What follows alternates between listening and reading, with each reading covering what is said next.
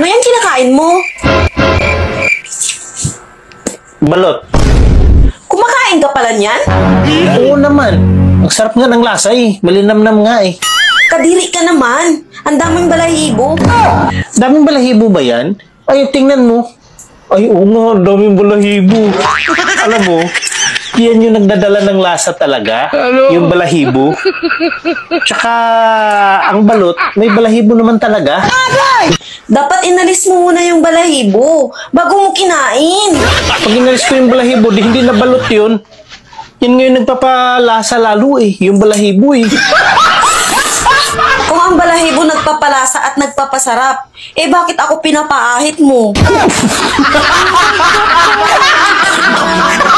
Hindi naman kasi pwede lagyan ng suka yan eh.